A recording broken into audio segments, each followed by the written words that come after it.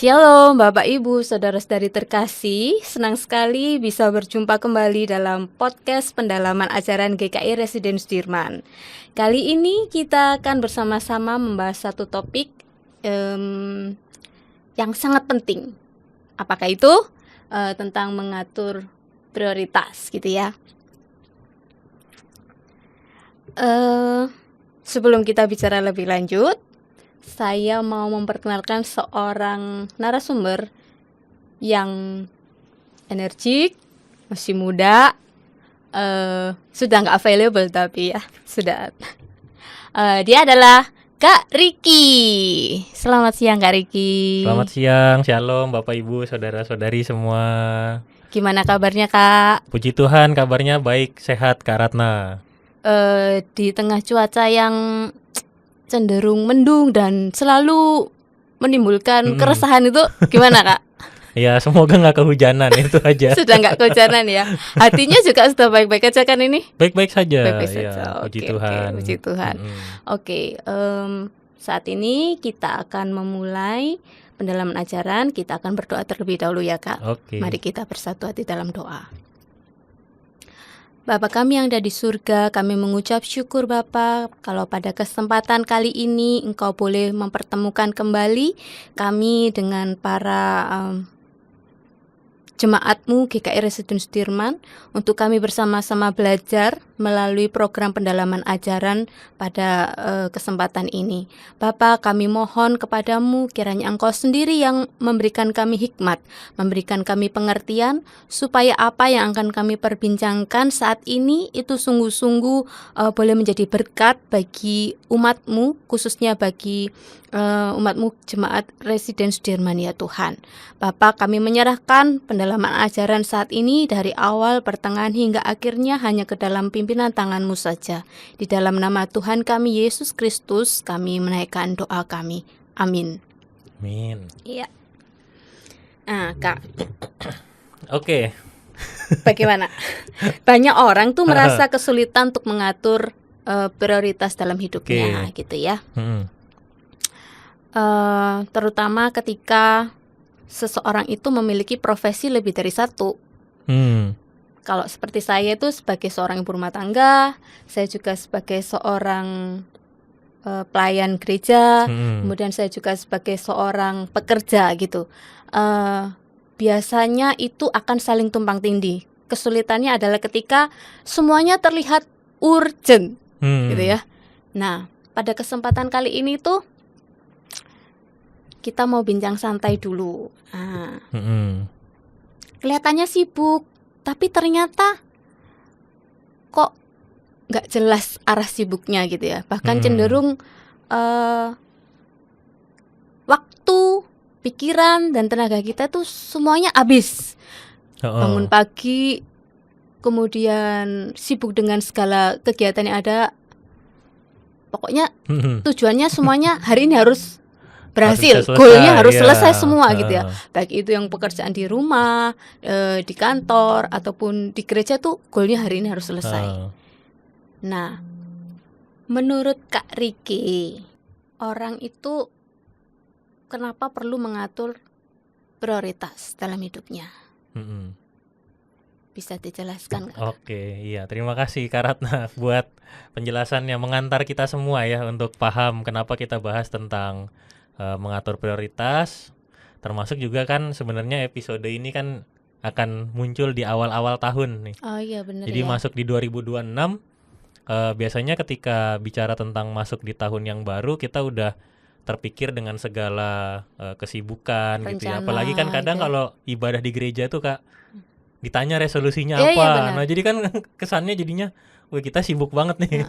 Itu harus mengejar segala sesuatu, target-target yang kita harus capai gitu ya, termasuk kita bawa dalam doa. Tapi pada saat menjalankannya itu seringkali ngerasa bahwa kok kegiatan kita, target kita, rencana kita, ya kalau ngomong goalsnya itu kayaknya kok jadi banyak sekali gitu, dan semua rasanya jadinya urgent ya. Padahal sebetulnya kita perlu ingat kalau tenaga kita, waktu kita itu semuanya terbatas, perasaan kita itu juga terbatas. Betul. Itu bisa dibuktikan kalau misalnya kita bekerja hari ini, kayak tadi Kak Ratna juga sampaikan, mungkin dalam kehidupan kita itu sudah hampir umum ya, orang tidak hanya mengerjakan satu pekerjaan, tapi Betul. bisa banyak. Itu baru kerjanya, belum perannya gitu ya. Iya. Kalau di rumah bisa peran jadi seorang suami atau jadi seorang istri, di saat yang sama jadi seorang ayah atau jadi seorang ibu, di saat yang sama kalau tinggalnya bareng sama orang tua, jadi anaknya orang tua, Iya, betul. jadi menengahi antara opa oma dan cucunya gitu ya. Nah, itu peran kita banyak sekali gitu. Betul.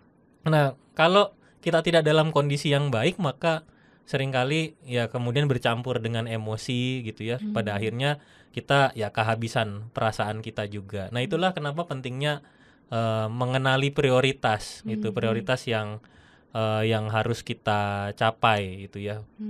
Bisa pada hari ini, bisa pada bulan ini, bisa pada tahun ini, atau juga mungkin rencana kita dalam waktu-waktu yang akan datang. Itu semua sebenarnya perlu diatur supaya ya kita nggak kehabisan waktu, kehabisan tenaga, kehabisan pikiran dan juga perasaan pada saat kita sedang bersemangat mengejar prioritas itu. Iya, gitu. benar-benar. Oke.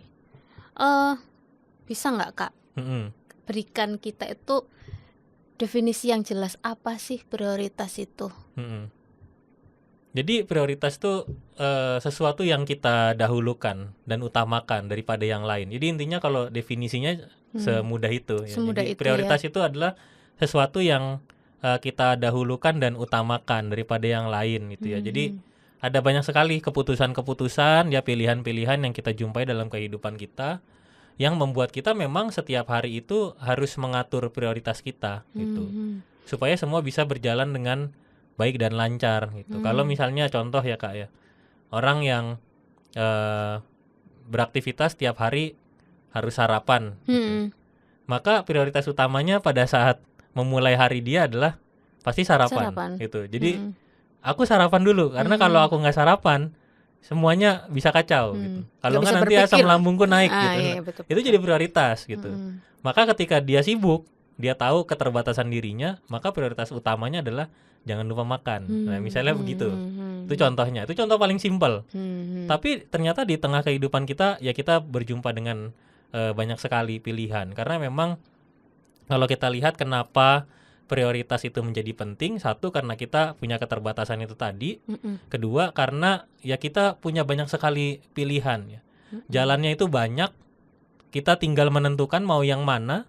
Tapi karena kita seringkali kehilangan kemampuan untuk memprioritaskan, sehingga akhirnya kita malah hanya ikut apa yang harus kita lakukan lebih dulu, apa yang orang lain katakan untuk kita kerjakan gitu. Sehingga akhirnya di dalam kepala kita tuh semuanya jadi kayak urgent gitu urgent ya. semua, mendadak semua urgent, prioritasnya yang mana, karena kita tidak terbiasa untuk mengambil pilihan.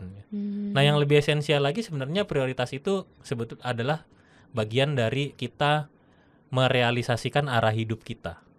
Gitu. Jadi kalau kita ngerti prioritas kita, kalau kita tahu arah hidup kita mau kemana, maka pasti pilihan-pilihan kita, keputusan-keputusan kita akan mengarah pada prioritas menuju ke arah yang kita inginkan itu. Jadi soal keputusan, kebiasaan, termasuk membangun relasi, karakter, sampai masa depan kita itu ditentukan dari cara kita mengatur prioritas kita. Itu berarti yang paling basic banget ya Kak? Iya. Oke, menurut dimensi teologis, bagaimana Alkitab mendukung kita untuk mengatur prioritas? Bisa dijelaskan Kak? Iya, jadi kita akan melihat bagaimana sebetulnya Alkitab juga menolong kita untuk bisa belajar tentang mengatur prioritas gitu ya. Jadi kalau bacaannya Bapak Ibu Saudara-saudari, kita coba lihat di Lukas pasal 10 ayat 38 sampai 42. Lukas pasal 10 ayat 38 sampai 42 ya. Saya akan bacakan buat kita semua. Lukas 10 ayat 38 sampai 42. Kak Ratna sudah ketemu Kak? Sudah Kak. Kita baca gantian aja ya. Oke, tapi saya bukan terjemahan baru ya. Iya, terjemahan baru edisi yang pertama, iya, betul. edisi digital. Iya. Ya, kita baca gantian, saya baca yang ayat 38, Kak Ratna 39, begitu seterusnya. Bapak Ibu Saudara-saudari juga bisa mengikuti di tempat kita masing-masing ya. Lukas pasal 10 ayat 38 sampai 42. Ketika Yesus dan murid-muridnya dalam perjalanan, tibalah ia di sebuah kampung. Seorang perempuan yang bernama Marta menerima dia di rumahnya. Perempuan itu mempunyai seorang saudara yang bernama Maria. Maria ini duduk dekat kaki Tuhan dan terus mendengarkan perkataannya. Sedangkan Marta sibuk sekali melayani. Ia mendekati Yesus dan berkata, "Tuhan, tidakkah engkau peduli bahwa saudaraku membiarkan aku melayani seorang diri? Suruhlah dia membantu aku." Tetapi Tuhan menjawabnya, "Marta, Marta, engkau khawatir dan menyusahkan diri dengan banyak perkara. Tetapi hanya satu saja yang perlu. Maria telah memilih bagian terbaik yang tidak akan diambil dari dia. Nah, ini bagian dari firman Tuhan yang mau mengajarkan kita bagaimana kita bisa ngelihat dan mengatur prioritas ya di dalam kehidupan kita. Jadi klimaks dari kisah ini itu memuncak ketika Marta mempertentangkan apa yang dilakukan oleh Maria. Ya, dia mengatakan kepada Yesus supaya Yesus menegur Maria dan membantu Marta untuk melakukan pelayanan. Ya. Jadi karena apa yang dilakukan oleh Maria ini nggak sama seperti apa yang dilakukan oleh Marta, maka muncul perasaan itu di dalam diri Marta. Perasaan tentang kalau Marta itu mengambil prioritas untuk melayani lewat tindakan, maka semestinya kalau dia prioritasnya benar, maka harusnya sama seperti apa yang dilakukan oleh Marta. Nah, kenapa Marta bisa kayak gitu? Ya kan? Karena sejak awal cerita ini, Marta itu menyambut Yesus. Jadi dia menerima Yesus untuk masuk ke rumahnya. Jadi Marta itu memang kalau dalam karakter ini ya, kisah yang di Lukas pasal 10 ini memang punya keterbukaan yang sebegitu besar. Dia ketika tahu Yesus masuk ke kampungnya, maka Marta menjadi tuan rumah. Hospitality. Untuk Yesus singgah di sana dan juga melanjutkan keperluannya di daerah itu. Nah, taunya dari mana? Karena ketika Yesus masuk ke situ, Maria duduk mendengarkan Yesus ya. Berarti kan Yesus beraktivitas gitu di dalam rumah itu. Ya. Nah, Marta itu tahu bahwa dan Marta itu menyebut Yesus sebagai Tuhan. Itu kalau di dalam Alkitab kita itu kayak clue gitu loh, Kak. Clue seseorang tuh menganggap Yesus itu sebagai siapa gitu.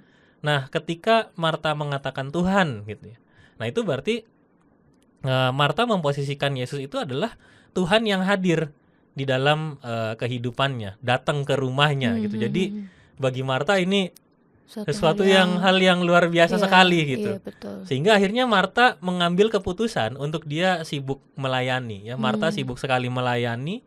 Ya, tidak dijelaskan melayaninya seperti apa, tapi kemungkinan sebagai seorang tuan rumah yang baik, maka dia menyediakan segala sesuatunya ya, sibuk warawiri sana sini gitu ya. Betul. Nah, Marta memiliki iman yang kuat ya. Karena dia tahu bahwa yang hadir ini bukan sosok sembarangan itu tadi ya. Betul. Yesus yang adalah Tuhan dan juru selamat itu datang ke dalam rumahnya. Nah, ini perasaan yang perlu kita definisikan juga, Kak. Kalau kira-kira gitu ya. Kira-kira ini kan Yesus itu pada waktu itu sosok yang dibicarakan oleh banyak orang. Ya.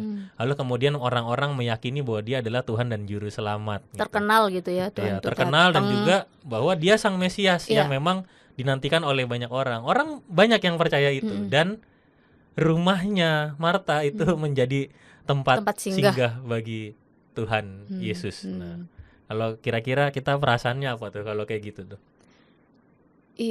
Excited ya. Terus merasa sesuatu hal yang kita ini mestinya nggak layak sih kedatangan Yesus kayak gitu. Tapi Marta ini merasa gembira, excited, terus ya mau berikan yang terbaik aja sih kayaknya ya. Kalau dari sudut pandang saya. Oke, jadi karena dia tahu bahwa yang datang adalah Tuhan dan juru selamat yang selama ini ia imani gitu ya. Sehingga akhirnya dia memang mengambil keputusan untuk melakukan segala sesuatu yang bisa dia lakukan itu untuk Tuhan Yesus. Dan memang dari beberapa penafsir juga mengatakan hal yang sama gitu. Sikap spontannya Marta ini menunjukkan bahwa dia lagi merespons bahwa ada Tuhan yang datang di dalam kehidupannya. Nah, maka itu Marta minta Yesus menyuruh Maria ya. Ini hal yang unik karena kenapa nggak langsung aja, maksudnya nggak langsung aja ngomong ke Maria gitu kan ya. Tapi dia sebagai seorang tuan rumah yang baik, maka dia mempersilahkan Yesus untuk melakukan semua aktivitasnya pada saat itu. Pada saat itu Yesus sedang bercakap-cakap, maka ya Marta minta supaya Yesus yang ngomong ke Maria supaya Maria itu bisa membantunya. Nah, dalam hal ini kita berhenti di tokoh Marta dulu ya. Iya. Jadi dalam hal ini prioritas Marta itu adalah melayani. Itu. Jadi ada yang datang ya dia layani, hospitality-nya itu begitu tinggi ya. Baginya melayani itu memang harus melakukan ini dan itu gitu bagi seorang Marta. Nah, pengenalan Marta terhadap Yesus itu juga membuat Marta melakukan apa yang pokoknya ini yang bisa aku lakukan ya semaksimal mungkin untuk melayani Tuhan yang hadir di rumahnya. Itu dari sosok Marta. Ya. Nah, yang unik nih sebenarnya juga Maria. Gitu. Maria yang diperkenalkan dalam kisah ini sebagai saudaranya Marta. Nah, di kisah ini Maria itu nggak ada suaranya. Jadi nggak membantah, nggak ngomong apapun ya. Hanya ada gestur atau tindakan yang dicatat di dalam bacaan kita hari ini. Maria itu duduk dekat kaki Tuhan.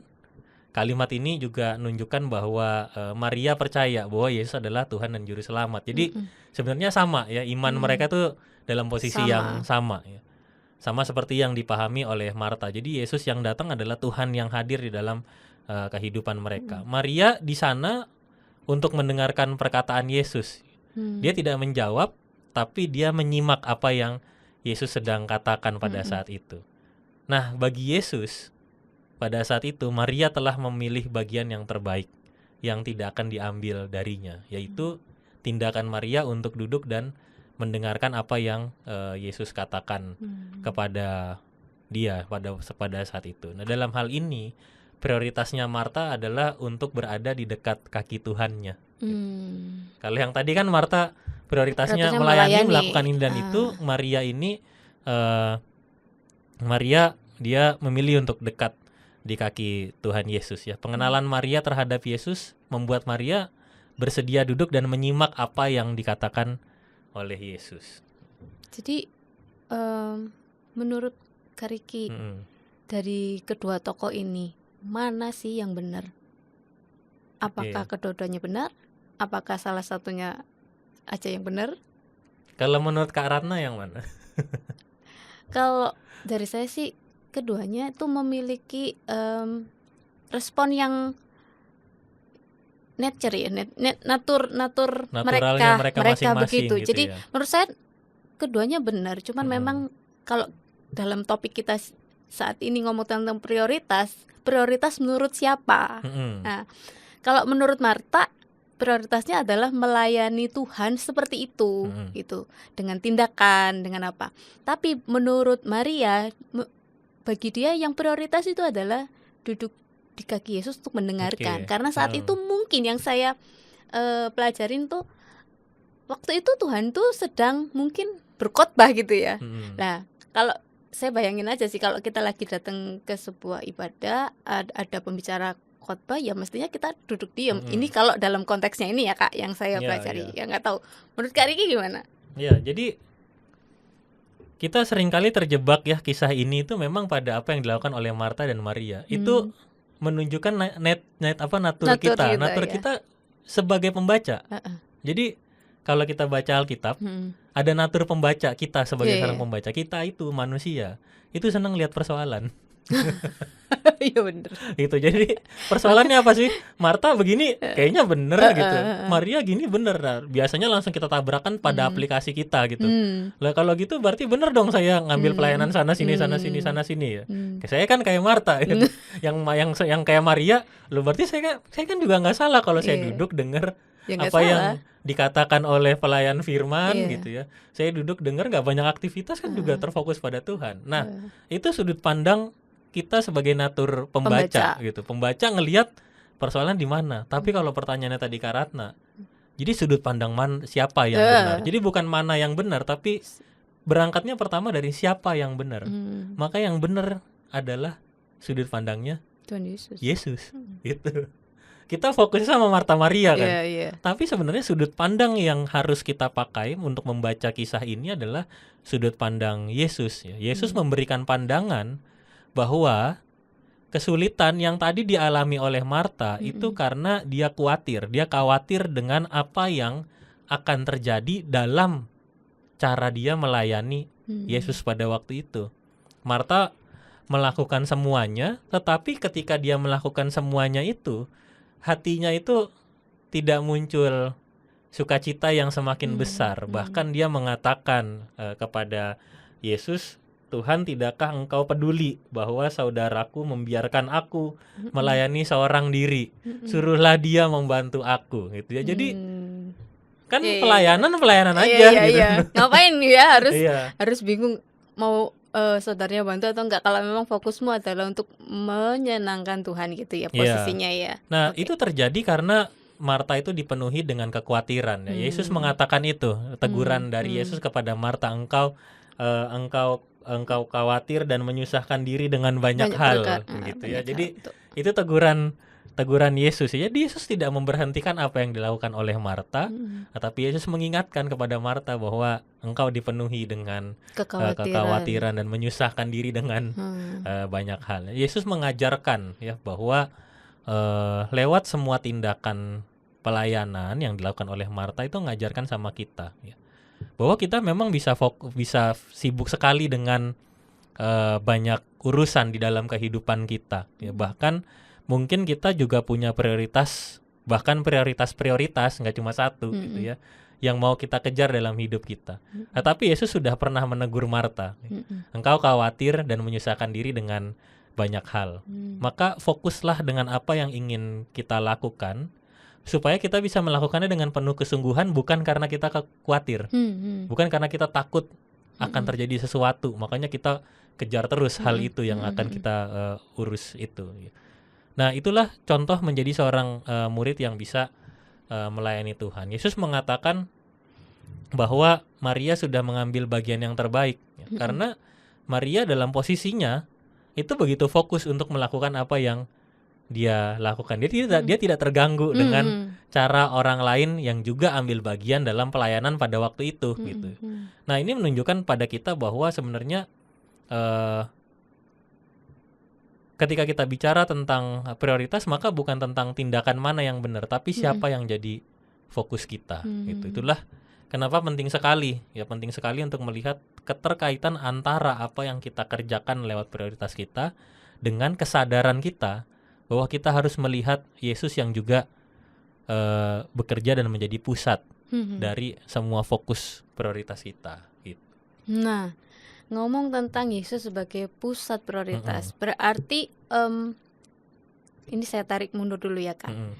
Ketika kita mengakui Tuhan sebagai Tuhan, Yesus sebagai Tuhan dan Juru Selamat hidup kita, itu artinya yang menjadi fokus kita itu semestinya kan adalah Yesus. Apa yang menurut pandangan Yesus itu yang menyenangkan dia itu apa gitu ya, termasuk hal-hal yang tadi disebutin dari kisah Marta dan Maria. Hal-hal apa yang paling membuat Yesus tuh tersenyum atau senang akan hidup kita gitu ya. Termasuk dalam membuat prioritas hidup. Begitu ya Kak. Nah, menurut Kak Riki, bagaimana supaya kita selalu bisa waspada? Karena kadang kan namanya manusia ya, maksudnya saat kita bisa melihat Yesus tuh sebagai fokus hidup kita, ya kita tahu gitu. Tapi ketika kita ke distract, ya jangan sampai pas nanti mulai hari Senin, Minggu kan udah dicuci bersih ya. Kan ya. Fokus lagi lah menginjak ke hari Senin, nanti ada lagi hal yang membuat kita itu akhirnya ke distract. Bikin lagi prioritas yang menurut kita itu benar, tapi ternyata itu nggak Mm-mm. sejalan dengan Iya. Tuhan gitu. Oke. Gimana Kak? Jadi ini menarik sih Kak. Jadi gini, kalau kita memahami kisah ini kan sebenarnya tentang dimulai dari peristiwa Yesus yang masuk ke sebuah kampung, lalu ada satu dari sekian banyak rumah di kampung itu, ada satu rumah yang kemudian Yesus masuk ke dalamnya, dan itu rumahnya Marta gitu. Nah, ketika Yesus masuk ke rumah Marta, itu menunjukkan sesuatu sebenarnya. Ada pesan yang penting sekali, bahwa Allah itu selalu berusaha memberikan yang terbaik untuk manusia. Lewat apa? Kehadiran Yesus Kristus itu adalah bukti dari cinta kasih dari Allah Bapa untuk semua manusia. Ya. Kehadiran Yesus Kristus itu bahkan mau menyapa, ya, bukan hanya di depan rumah, tapi ke dalam rumah. Gitu. Itu adalah bentuk dan cara Yesus menyapa kehidupan kita gitu. Ini kalau kita ibaratkan pada kehidupan kita secara personal, Yesus itu bersedia menyapa kita gitu. Dia bersedia masuk ke dalam rumah kita, masuk ke dalam hati kita. Yesus tidak peduli apa yang terjadi di dalam rumah itu gitu. Dia datang untuk menyapa kita dan memperbaiki apa yang kurang baik gitu di dalam kehidupan kita. Gitu. Waktu Yesus masuk ke rumah Marta, saya bayangannya tuh gini Kak. Setiap rumah tuh ada persoalannya, gitu ya. Nah ini persoalannya Marta dan Maria kan gitu ya. Dua orang yang punya prioritas, tapi juga dengan gaya yang berbeda gitu. Di dalam rumah kita, relasi kita, bahkan diri kita sendiri itu persoalannya banyak sekali. Betul. Tapi Yesus ya mau gitu, mau dia masuk ke dalam kehidupan kita. Bahkan Yesus melakukan aktivitasnya di rumahnya Marta gitu. Itu berarti Yesus ya dia bersedia mau lihat ya kita, ya mungkin kita hancur sedemikian rupa, ya Yesus juga nyaman-nyaman saja gitu. Kita bahkan yang tidak nyaman dengan apa yang ada pada diri kita berusaha gitu. untuk nutupin. Iya. Jadi Yesus tuh sayangnya tuh sebegitu besar gitu sama kita ya. Dia bersedia mendatangi kita yang penuh dengan kelemahan. Nah, ini jadi menarik ketika kita bicara soal prioritas gitu. Kenapa jadi menarik? Karena biasanya ya, kalau untuk menentukan prioritas, biasanya metodenya apa Kak? Biasanya suruh pilih 5 kan? 5 hal yang menurutmu adalah prioritas paling penting. Ya. Coba urutkan. Kalau Karana kira-kira apa aja? Mulai dari yang 5 berarti yang paling tidak terlalu penting ya. Gitu. Macam-macam, ada kesehatan, uang, keluarga, kalau pelayanan. Kalau dalam saat ini ya Kak, kalau saat ini yang paling penting yang pertama, yang kelima dulu ya. Yang kelima itu apa ya? Atau tiga, terlalu banyak ya 5, 3. Mulai dari, kalau aku nggak mikir dari yang bawah, boleh nggak dari atas boleh, dulu? Boleh, atas yang ya. Paling penting ya. Yang paling penting tuh pertama ya hubungannya sama Tuhan, relasi dengan Tuhan ya. Relasi sama Tuhan nomor 1. Terus yang kedua relasi dengan suami. Itu ya, ini ngomong relasi ya. Terus habis itu ngomong tentang pekerjaan ini relasinya sama ya banyak karyawan apa segala macam gitu. Malah jadi 3 lebih, udah lebih. Ya boleh, boleh. Yang keempat, kalau udah ngomong pekerjaan, pasti kan pekerjaan pasti ngomong finance kan Kak. Yang keempat ya kesehatan. Yang kelima apa ya? Kayaknya 4 deh. 4. Sekarang ini 4 itu ya. Jadi nomor 1 relasi sama Tuhan, nomor 2 relasi sama suami, nomor 3 relasi dalam pekerjaan termasuk kondisi finansial, nomor 4 kesehatan gitu ya. Bapak Ibu juga boleh belajar nih menentukan prioritas ya. Nah, saya tuh pernah membaca buku beliau dan juga tulisan beliau, dan juga ada dia sempat khotib juga dalam khotbahnya ya, Pendeta Joas Adi Prasetya. Ini beliau seorang guru besar teologi di Indonesia ya, dan juga seingat saya di dunia sih.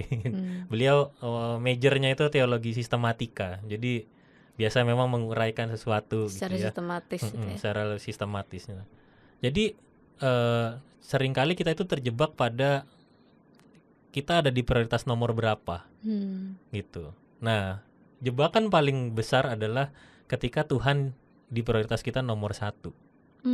Maka dengan membaca prioritas kita kayak tadi, berarti Tuhan nggak jadi prioritas ketika kita bicara soal relasi dengan keluarga. Berarti Tuhan nggak jadi prioritas ketika kita bicara tentang finansial, keluarga, pekerjaan. Berarti Tuhan nggak jadi prioritas ketika kita ngomong soal kesehatan. Makanya waktu kita ngantri BPJS kita marah-marah terus kan, gitu. Marah-marah terus tuh di antrian sampai sehat. Itu. Kenapa? Karena kita mengeluh dengan semua ini prioritas kesehatan kok, tapi malah jadinya kayak gini gitu. Nah itu membuat kita mudah emosi. Terus pada saat kita kerja juga begitu, ya kita dibohongi oleh rekan kerja kita, kita kemudian ngerasa bahwa harusnya kita bisa maju tapi kok enggak gitu. Nah persoalannya cuma satu sebenarnya, karena semestinya Tuhan itu harusnya ada di semua prioritas kita, gitu. Jadi mau keluarga nomor 1, nomor 2 atau nomor 3, Tuhan ada di situ.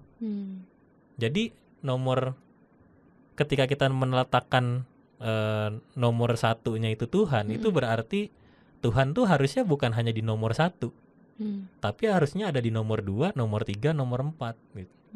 Kalau Tuhan tidak di nomor 1, maka mestinya Tuhan juga muncul di nomor-nomor kita yang lain gitu. Sehingga akhirnya fokusnya kita benar-benar sama Tuhan. Prioritas utamanya adalah melihat Tuhan yang berkarya lewat semua hal yang Tuhan hadirkan dalam kehidupan kita gitu. Dan itulah tren dunia kita gitu. Tren dunia kita tuh kan memang lagi membuat kita jadi mudah sekali terdistract ya, terganggu dengan semua prioritas kita gitu. Yang tadinya prioritasnya nabung, gara-gara punya aplikasi belanja di HP-nya, duitnya keluar. Iya, gratis ongkir, lebih murah gitu. Tanggal kembar. Iya, tanggal kembar tuh kan biasanya ininya promo-promo gitu kan. Nah ini akhirnya yang tadinya mau nabung jadi nggak bisa nabung. Terus FOMO ya, fear of missing out ya, takut ketinggalan gitu ya. Jadi ada sesuatu yang baru pengennya ikut terus gitu. Nah ini yang membuat kita mesti waspada. Maka jadikanlah Tuhan di semua prioritas kita gitu. Karena kalau Tuhan jadi prioritas kita di semua lini prioritas kita, maka kita sedang berusaha untuk menyatukan antara apa yang kita imani dengan apa yang sedang kita lakukan dan kerjakan gitu. Begitu. Jadi memang kalau kita bicara tentang ini, maka jangan pisahkan iman dan prioritas gitu. Maka hidup kita di hari Minggu ketika kita belajar firman Tuhan ya secara komunal bersama-sama, itu bisa terwujud dalam kehidupan kita Senin sampai Sabtu gitu.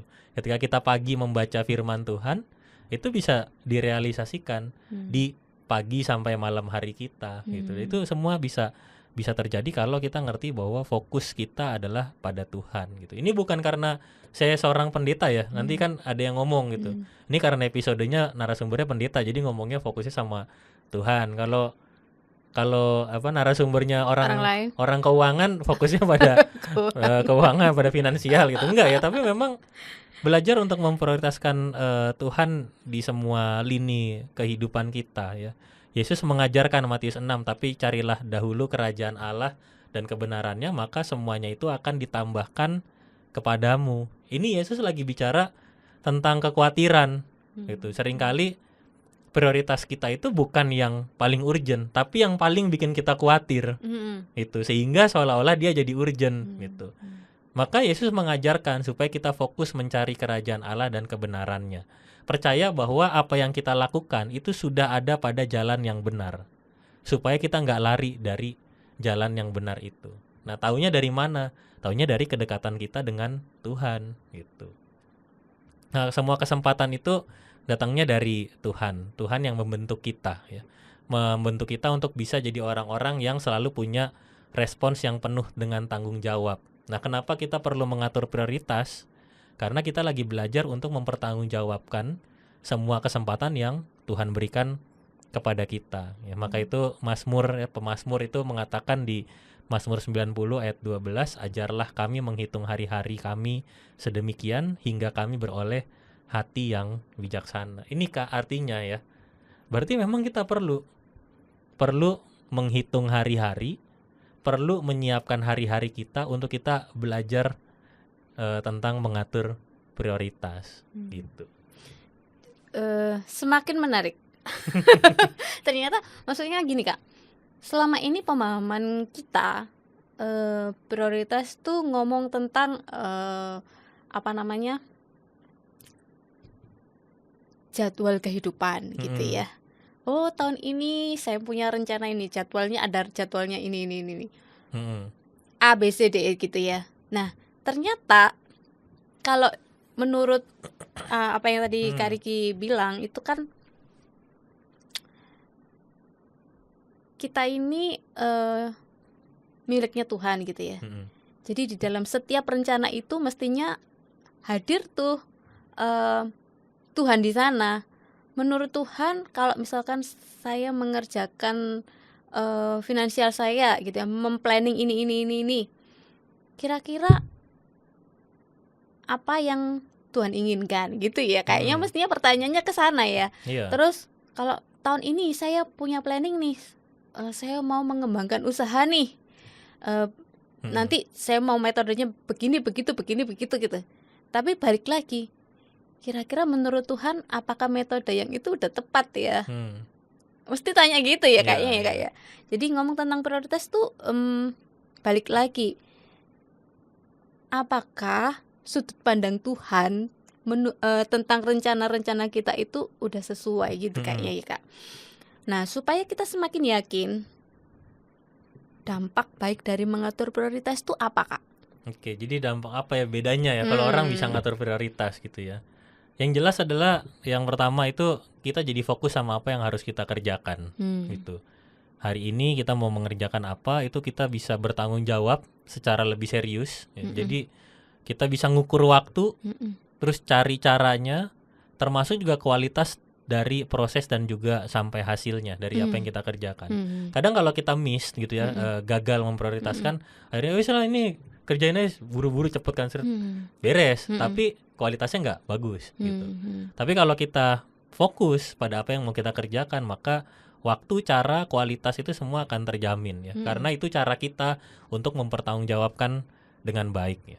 Lalu juga kita jadi punya pendirian. Jadi nggak mudah goyang ya. Nggak mudah goyang, kita punya sikap terhadap apa yang mau kita lakukan dan kita kerjakan. Nah, pendirian ini bukan berarti kita jadi orang yang keras kepala. Tapi kalau orang punya pendirian, dia sudah otomatis juga bisa jadi orang yang bisa terima masukan atau kritikan. Itu udah pasti tuh. Kalau orang punya pendirian. Jadi nggak jadi orang yang batu gitu ya. Tapi dia memang pasti bisa melihat bahwa apa yang dia kerjakan itu sudah baik atau bisa disempurnakan lagi. Ya, itu cara orang yang punya pendirian ya. Lalu juga hidup jadi teratur gitu. Fisik, mental, spiritual semua jadi lebih sehat. Tidur lebih teratur, makan lebih teratur, kondisi tubuh juga ritmenya lebih teratur. Emosi kita, cara kita mengungkapkannya, cara kita mengolah termasuk menahannya itu juga semua jadi lebih sehat, lebih teratur. Iman kita juga jadi lebih kuat ya kalau kita bisa mengatur prioritas itu. Memang kita nggak semua tugas atau tanggung jawab itu bisa dikerjakan juga dengan cepat. Gitu. Kita jadi tahu, bisa ngukur diri kita, gitu. Kalau tugas ini orang lain bisa mengerjakan dengan cepat, saya nggak bisa. Maka apa yang harus saya lakukan, gitu ya. Jadi bagi saya urusan ini baru bisa selesai 2 hari. Maka hari pertama saya mau ngapain, hari kedua saya mau ngapain, gitu. Fokus untuk bisa menyelesaikannya. Kalau enggak, masih ada hari 2 gitu kan. Akhirnya hari satunya nggak ngapa-ngapain gitu. Terus persoalan nanti kemudian akhirnya kalau kaitannya dengan deadline, dengan janjian gitu ya semua jadi berantakan gitu. Jadi kalau orang yang memang mau belajar mengatur prioritas itu, dia akan fokus, dia jadi punya pendirian dan dia juga hidupnya jadi lebih teratur. Oke. Nah, supaya kita bisa mengatur prioritas dengan tepat, apa yang perlu kita lakukan, Kak? Oke, ini rekomendasi ya. Jadi kita akan melakukan semuanya ini. Mengatur prioritas itu tentu satu, tadi udah jelas banget ya, fokusnya adalah pada Tuhan ya. Maka mulailah hari kita itu dengan membuat daftar kegiatan apa yang perlu kita lakukan gitu. Jadi toolsnya banyak ya. Sekarang juga banyak kalau nggak salah itu di toko buku sekarang, toko alat tulis itu juga jual banyak sekali Kak, tools seperti Planner agenda, planner, jurnal, Heeh. to-do list tuh macam-macam bentuknya. Menarik sekali dan itu bisa kita pakai untuk memantau bagaimana kita beraktivitas dalam satu hari, 1 bulan, atau bahkan dalam 1 tahun atau seluruh kehidupan kita. Jadi ini mengajak kita untuk lihat gitu, bukan cuma nulisnya atau terus kemudian karena sudah kita tulis jadi kita kejar-kejaran gitu. Iya. Tapi di akhir hari kita mengukur diri kita. Wah, puji Tuhan nih hari ini beres semua gitu. Kok bisa? Jadi Iya. kalau menurut saya tuh perlu ditambahkan satu pertanyaan itu. Iya. Kok bisa kita menyelesaikan semuanya? Misalnya hari ini beres ya. Kok bisa? Oh ya karena saya tadi tertib, waktunya, bangunnya tepat, persiapan segala macam beres gitu. Jadi semuanya tepat. Jadi kita mengerti bahwa hari ini Tuhan ngajari kita supaya kita bisa tepat melakukan semuanya gitu. Kalau misalnya pas beres gitu. Iya. Kalau pas nggak beres beres. nih, apa ini? Jadi kok bisa kita nggak beres ya? Karena apa? Mana yang bikin kita jadi lebih panjang waktunya dalam mengerjakan sesuatu? Gitu. Nah panjangnya tuh karena apa? Itu bisa didefinisikan Kak gitu. Jadi contoh ya misalnya, kok saya waktu di kantor tadi biasanya urusan ini saya bisa ngerjakannya cepet, kok saya hari ini lambat gitu. Kenapa? Gitu. Ada apa yang terjadi pada saat kita mengerjakan itu? Oh ini aku pas tadi mangkel gara-gara temanku nyeletuk ngomong apa gitu. Jadi bete. Sehingga akhirnya Ketunda. memperlambat tempo kerja kita Iya, gitu. iya, betul. Kok bisa tahu? Karena tadi kita mencatat itu semua gitu. Oh berarti besok-besok kalau kan kita tidak selalu bisa mengubah orang di waktu yang cepat ya. Betul. Kalau besok terjadi lagi, ya berarti waktu untuk mengerjakan ini harus lebih diperpanjang gitu. Supaya apa? Supaya emosi kita juga stabil, pekerjaan kita juga beres gitu. Nah ini caranya gitu, cara untuk melihat. Jadi fungsinya apa sih kita nyatetin ini gitu?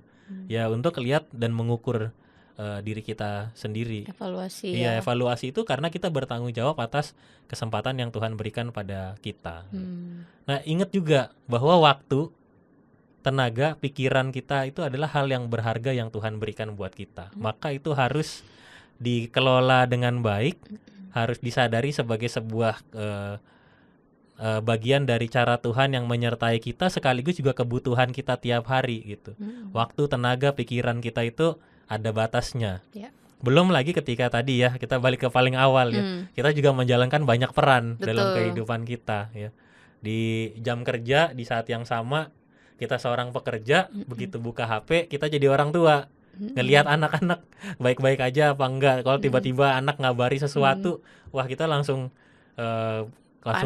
kacau gitu ya. Kenapa? Karena kita memang punya banyak peran. Ini Tuhan berikan semuanya buat kita semua. Maka jangan sampai kalau kita sudah mengatur prioritas, kan tadi nomor satunya kan kita belajar atur prioritasnya itu kan, mau ngapain. Lalu kemudian nomor 2-nya jangan sampai terbeban dengan prioritas yang ada. Gitu. Jadi jalaninya bukan dengan beban, tapi dengan sukacita, dengan penuh semangat, ya, happy menjalankan bagian yang mau kita memang lakukan. Ya. Nah, ibaratnya seorang yang lagi berlatih tentang kedisiplinan, maka kita perlu rajin dan teratur dalam mengatur prioritas kita. Gitu. Kita bisa search ya di Google gitu, Bapak Ibu saudara-saudari. Ini sederhana. Jadi ada caranya untuk kita bisa tahu apakah ini memang prioritas yang perlu kita kerjakan segera gitu. Jadi prioritas itu sebenarnya ada 2 variabel ya, tentang dilakukan sekarang atau dilakukan nanti, dilakukan oleh kita sendiri atau bisa ditugaskan ke orang lain. Jadi ada 4 ini, variabel, 4 ya kalau diurai dia jadi 4 variabel gitu ya. Dari 2 itu jadi 4 variabel. Jadi kita dari semua daftar aktivitas kita hari ini kita tentukan ya. Lakukan sekarang dan harus kita sendiri yang kerjakan, atau karena itu urgent biasanya. Atau ternyata kita ngerasanya urgent, tapi orang lain bisa ngerjakan gitu. Menyapu rumah misalnya gitu ya. Urgentnya kita ternyata harus segera berangkat kerja, nggak boleh terlambat karena hari ini kita mau ada meeting besar gitu ya di kantor. Nah, ternyata di rumah ada orang gitu. Nah, sebenarnya menyapu rumah itu tidak menjadi yang urgent, tapi bisa dilimpahkan ke anggota keluarga yang lain gitu. Jadi kita bisa memilah itu semua Kak gitu. Sampai nanti terakhir ternyata kita tahu ini tuh nggak urgent. Itu salah satu bentuk latihan ya Kak. Iya. Sampai akhirnya bisa punya sense untuk membedakan, oh ini Iya, yang betul. itu kan. Kalau misalnya kita nggak terlatih, saya jadi inget sih Paulus pernah bilang tuh, latihan badan itu terbatas gitu ya, tapi latihan rohani itu yang lah. Ketika Kakak ngomong gitu, aku jadi relate banget dengan ini gitu. Saya jadi relate-nya tuh iya, kalau manusia rohani kita ini nggak kita latih gitu ya, untuk melakukan skala prioritas, untuk membuat jadwal seperti itu, ya kita nggak akan ngerti. Sama kayak nggak pernah diasah lah istilahnya ya. Oke, lanjut Kak. Jadi memang begitu gitu, termasuk dalam semua hal. Jadi keluarga, termasuk juga dalam pelayanan itu kalau nggak diatur prioritasnya ya semua nanti terasanya jadi urgent. Dan biasanya kalau semua sudah terasa urgent itu tanda bahwa kita mulai mengalami burnout itu. Jadi memang kadang kita ngerti itu tidak urgent, tapi ya entah gimana ceritanya kita jadi mengerjakan itu seolah-olah itu urgent. Itu tanda-tanda bahwa kita mulai masuk di fase burnout ya. Maka ketika kita masuk di fase burnout, maka berhentilah ya. Saya kasih contoh Kak ya. Prioritas kita hari Sabtu ya, hari Senin kerja apa segala macam, hari Selasa ya, kerja malam ikut KD sektor gitu kan, hari Rabu yang jadi penatua ada rapat ini segala macam, udah kerja rapat itu, ada yang dari luar kota apa segala macam. Saya suka bertanya Kak, kalau orang nyusun kayak gitu, kenapa bisa burnout? Kan ada satu yang dia lupakan. Di tengah kondisi kita yang sibuk banget, kesehatan kan jadi prioritas. Tidur itu jadi prioritas. Ditulis nggak tidur? Iya, nggak mungkin lah. Biasanya lewat. Iya, nggak mungkin ditulis. Jadi sesibuk semua, kita lupa bahwa kita punya kesehatan yang terbatas gitu. Maka kadang di hari-hari tertentu tidur, istirahat, makanya kan orang kerja ada hari liburnya kan. Iya. Itu untuk melepaskan dari semua kepenatan kita dikejar oleh semua prioritas kita gitu. Dan itu akan menolong kita. Iya, nggak pernah sih Kak. Memang gitu. Selama ini kalau bikin jadwal harian gitu ya kan, misalnya tempel-tempel di post-it gitu, oh ini sudah gitu. Nah nggak pernah tuh nulis memang jadwal tidur tuh nggak pernah. Ya pokoknya yang jadwal yang live ya istilahnya, yang mesti ditulis, oh ini jamnya segini harus gini kayak gitu. Dan kalau kita tahu misalnya ya, oh saya butuh tidurnya 10 jam, ya maka jangan bikin aktivitas setelah itu yang memotong jam tidur kita, karena kaitannya apa? Kesehatan itu. Kita nggak sehat, kita nggak bisa lakukan semuanya gitu ya. Karena itu kan tadi semuanya terbatas, bukan hanya soal fisik tapi juga soal emosi, perasaan, mental kita gitu. Kalau kita tiba-tiba marah sama orang, kita butuh redanya berapa lama gitu. Ya, nah itu harus tahu tuh gitu, karena kalau enggak kita seolah-olah ngerasa oh udahlah pokoknya beres lah gitu. Nah begitu ada persoalan lain yang muncul, ternyata meledaknya di situ gitu. Nah itu yang seringkali karena membuat kita nggak ngasih space dulu ya. Iya, karena kita ngertinya nggak terbiasa pokoknya melatih. Nah, bagi saya gitu. Jadi Tuhan beri kita memang kekuatan, beri kita ketenangan hati. Nah pertanyaannya kita memprosesnya berapa lama gitu, ketenangan dan kekuatan yang Tuhan berikan. Syukur kalau emang cepet, ya itu bagus. Berarti kan kita terlatih untuk bisa merasakan itu. Tapi kalau belum terlatih atau ketika persoalannya memang besar banget, ya kita butuh mengambil waktu untuk ketenangan di tengah beragam kesibukan kita begitu. Nah Kak, sebelum closing ya, ini yang paling ditunggu nih. Dari sekian banyaknya penjelasan, kemudian insight gitu ya, kalimat gongnya apa Kak buat kita para jemaat GKI Residen Sudirman khususnya? Kalimatnya ya. Jadi satu kalimat nih. Kita itu memang dibentuk oleh Tuhan jadi pribadi yang semakin terlatih dalam mengatur prioritas, karena disitulah cara kita merespons lewat tanggung jawab yang Tuhan kasih untuk kita. Waduh, tunggu Kak. Kita ulang Kak. Kita dibentuk jadi pribadi Ya, yang semakin terlatih dalam mengatur prioritas. Jadi Oke. kita emang dibentuk nih. emang dibentuk Gitu. ya. Dalam hidup ini kita dibentuk untuk jadi orang yang terlatih dalam mengatur prioritas. Karena itu adalah cara kita bertanggung jawab atas apa yang Tuhan sudah berikan buat kita. Gitu. Wow, keren ya.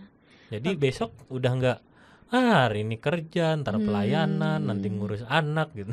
Jadi nganggap kalau kita benar-benar paham tuh ya dengan caranya Tuhan, jadi nggak ada lagi yang namanya mumble crumble gitu ya. Ya, melihatnya itu adalah sebagai proses Tuhan membentuk kita Iya. semakin terlatih ya di dalam memanage hidup, memanage apa yang Tuhan percayakan kepada kita, sampai suatu saat nanti kita bertanggung jawab. Bukan hanya nanti, tapi saat ini pun kalau Tuhan minta kita bertanggung jawab, kita bisa jawab Betul. dengan bijaksana ya. Oke. Jadi sedemikian memang sibuknya Iya. kehidupan kita memasuki 2026.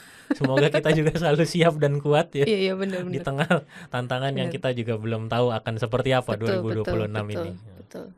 Masih abu-abu, tetapi kita sudah dipersiapkan ya Bapak Ibu dengan bagaimana kita semakin terlatih di dalam mengatur prioritas gitu ya. Oke Kak Riki, mari kita akhiri tapi dengan doa ya. Iya. Kak Riki pimpin doa. Mari kita berdoa. Tuhan yang penuh kasih, kami bersyukur kalau Tuhan menyadarkan kami bahwa kami dibentuk dengan cara kami bisa mengatur setiap prioritas yang Tuhan sudah percayakan pada kami lewat tugas tanggung jawab kami. Untuk itu ya Tuhan, mampukanlah kami untuk dapat mengaturnya, sertailah kami supaya kami juga mampu untuk merencanakan dengan baik dan tepat, mampukan kami untuk mengevaluasi atas semua yang sudah kami lakukan dan kerjakan, supaya semua ini sungguh-sungguh menjadi buah yang baik, yang bisa terus memuliakan nama-Mu lewat semua aktivitas kami di tengah kehidupan ini. Sertailah kami di tahun yang baru ini ya Tuhan, di dalam nama Tuhan Yesus Kristus kami berdoa. Amin. Amin. Ya Bapak Ibu Saudara-saudari terkasih, program pendalaman ajaran kita boleh selesai saat ini, tapi semoga kita bisa mendapatkan berkat dan sampai berjumpa pada episode selanjutnya. Tuhan Yesus memberkati. Tuhan Yesus memberkati.